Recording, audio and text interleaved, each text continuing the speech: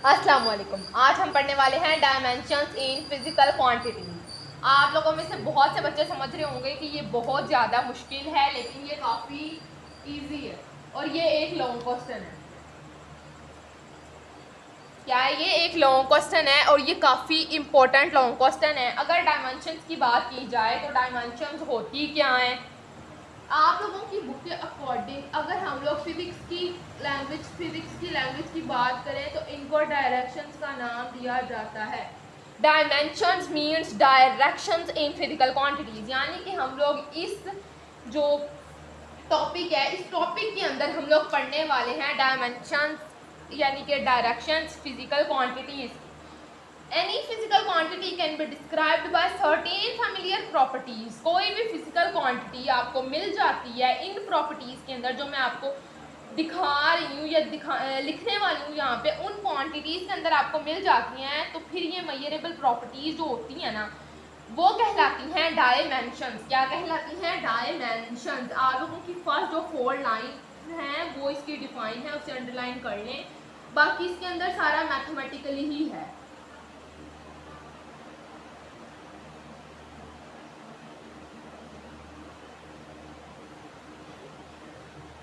अगर मैं सीधे तरीके से बात करूं तो यहाँ पर 5 पाई जाती हैं।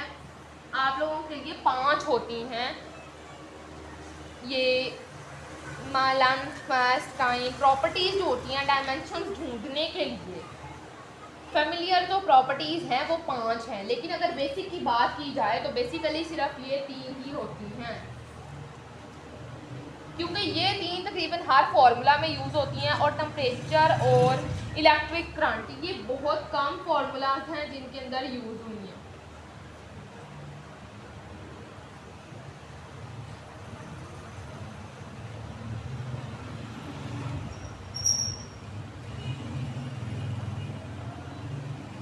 इलेक्ट्रिक करंट और टेम्परेचर ये बहुत कम फार्मूलाज हैं जिनके अंदर यूज़ हुई हैं। अगर अब इनकी बात की जाए कि डायमेंशंस लिखी किसके अंदर जाती हैं, तो डायमेंशंस हमेशा कैपिटल लेटर्स के अंदर ही लिखी जाती हैं। ये कभी भी स्मॉल लेटर्स के अंदर राइट नहीं की जा सकती।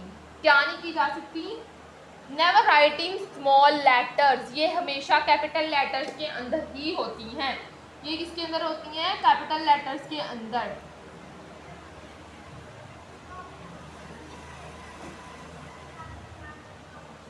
अगर अब मैं आपको यहाँ पे इसकी डायमेंशंस लिख के बताऊँ कि इसकी डायमेंशंस कौन सी होंगी, तो लेंथ के लिए हम कैपिटल एल यूज़ करते हैं, टाइम के लिए हम कैपिटल टी यूज़ करते हैं, और मास की बात की जाए तो इसके लिए हम कैपिटल एम ही यूज़ करते हैं। लेकिन इनके तो सिर्फ आप लोगों को इनको देख के तो आप लोगों को साफ पता चल रहा है ना कि इनके लिए क्या यूज़ होगी और क्या नहीं। लेकिन टेम्परेचर के लिए हम लोग क्या यूज़ करते हैं? टेम्परेचर के लिए हम लोग यूज़ करते हैं थीटा को। किसको यूज़ करते हैं? थीटा को। और इसी तरह अगर इलेक्ट्रिक करंट की बात की जाए तो इलेक्ट्रिक करंट के लिए हम एम्पायर यूज़ करते हैं, कैपिटल ए।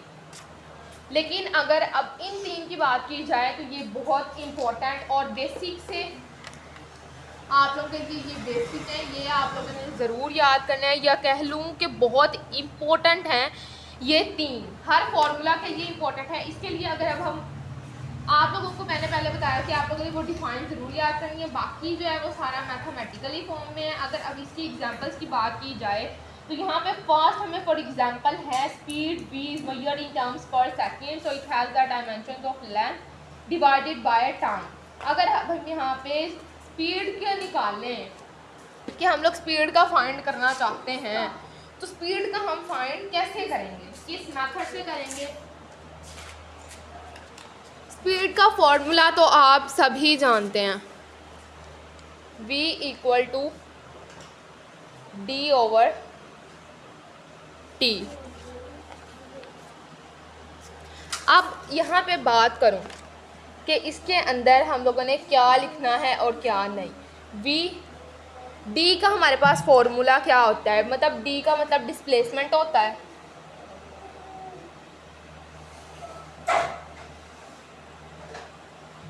ठीक है, डिस्प्लेसमेंट। और डिस्प्लेसमेंट को हम किस में करते हैं? मीटर में।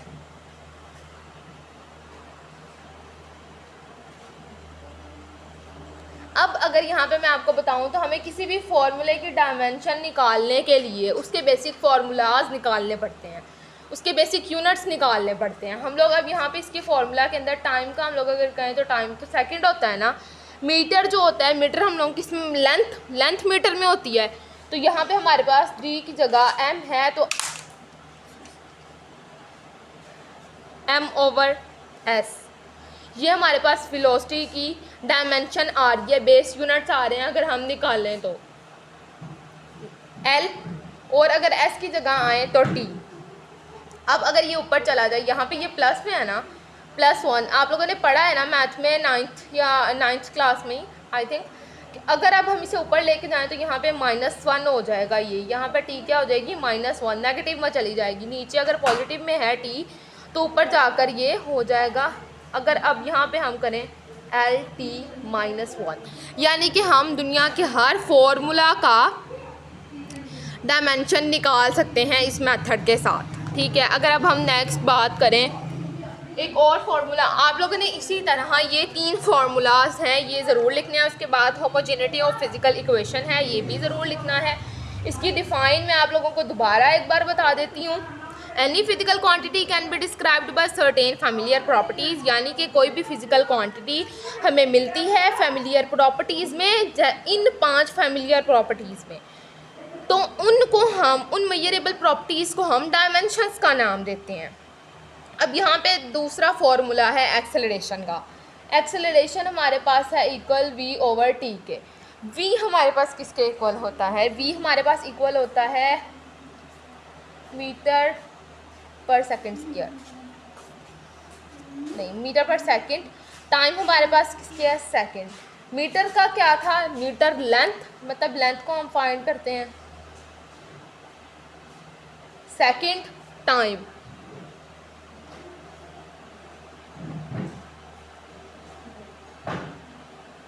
ये यहाँ पे पॉजिटिव में यहाँ पे जाएगा तो नेगेटिव में हो जाएगा। अब समझें कि ये नेगेटिव में ऊपर चला गया, यहाँ से रिमूव होकर ये ऊपर चला गया, -1 L, इसको हम लोग यहाँ पे ये मल्टीप्लाई हो रहा है, पहले यहाँ पे था ऊपर जाके हो गया। अब अगर इसको हम बात करें तो T -2 हो जाएगा और L हो जाएगा। ये हमने इसकी डायमेंशन निकाल ली। अगर अब हम फोर्स की बात करें, लास्ट जो आप लोग में है, आप लोगों की बुक के अंदर, बुक की एग्जांपल की बात की जाए तो वो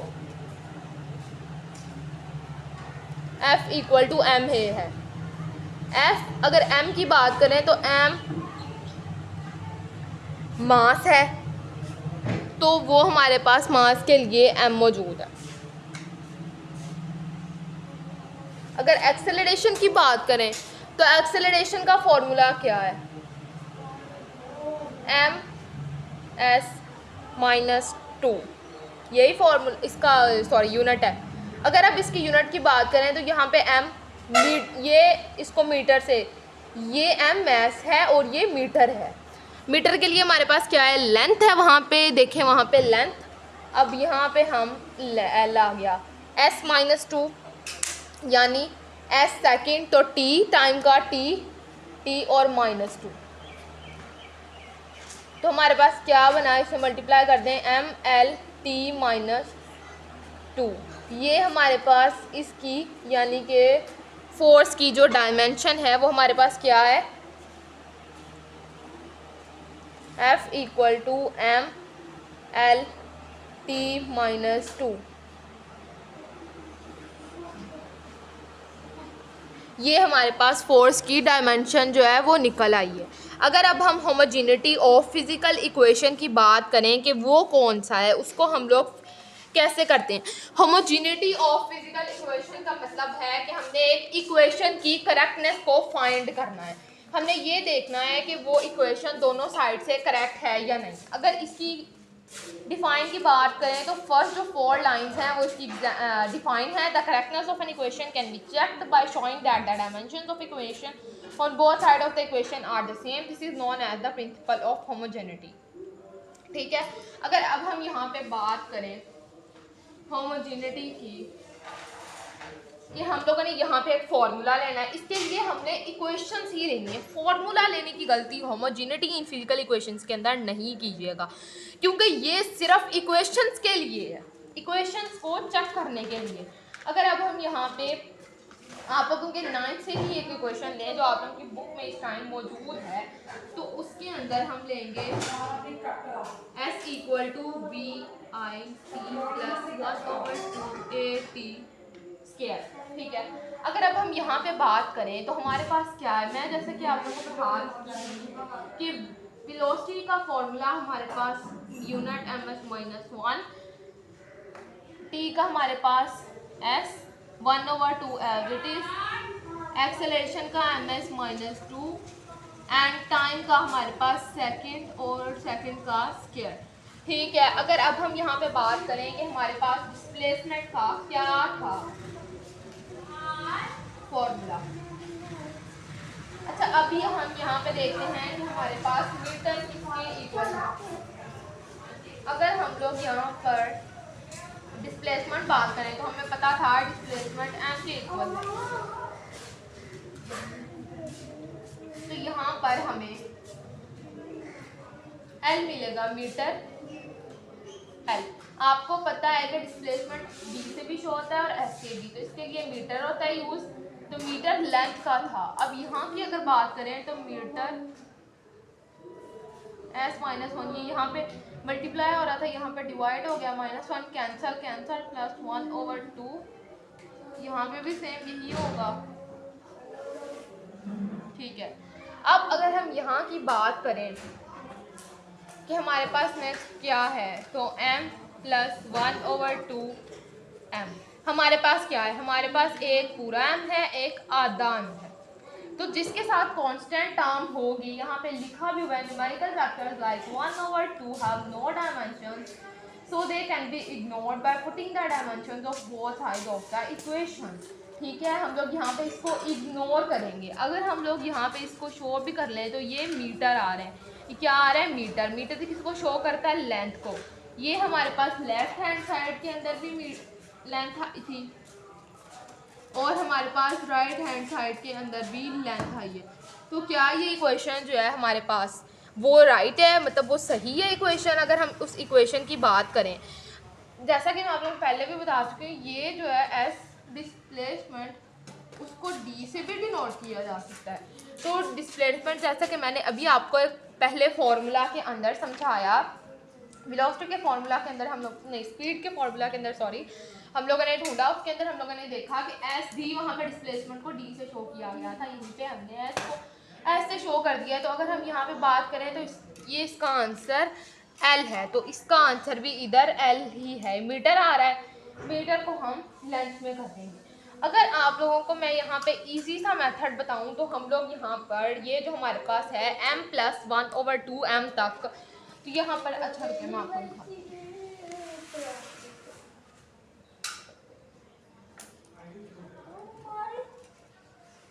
अगर यहाँ पे रियल मेथड की बात करूँ तो आप लोगों ने यहाँ पे इसका एलसीएम ले लेना है। अगर इसका एलसीएम लें तो हमारे पास आता है 2m प्लस m/2, यही आ रहा है इसका एलसीएम। अगर अब हम 2m प्लस m को कर दें तो 3m। अब हम यहाँ पर इन दोनों को इग्नोर मारेंगे क्योंकि ये कांस्टेंट टर्म्स है, हमें तो सिर्फ इसका चाहिए। और हम लोगों ने पढ़ा है ना अभी के मीटर लेंथ होता है, तो ये लेंथ लेफ्ट हैंड साइड का था, तो राइट हैंड साइड का भी हमारे पास एल ही आंसर आया। तो हमने यहाँ पे चेक कर लिया करेक्शन किसकी, इस इक्वेशन की, मोशन की इक्वेशन की, इक्वेशन ऑफ मोशन की हम लोग यहाँ पे जो चेक कर चुके हैं करेक्शन। इसी तरह आप लोग बाकी जो इसके नीचे एक और है right the symbols of dimension, वो भी इसके बारे में ही है, एस का ही है इक्वल। अगर हम इसे लें तो इसका फॉर्मूला a/t² है। अगर आप लोग चाहो तो मैं करवा देती हूँ, चलिए अभी करवा ही देती हूँ।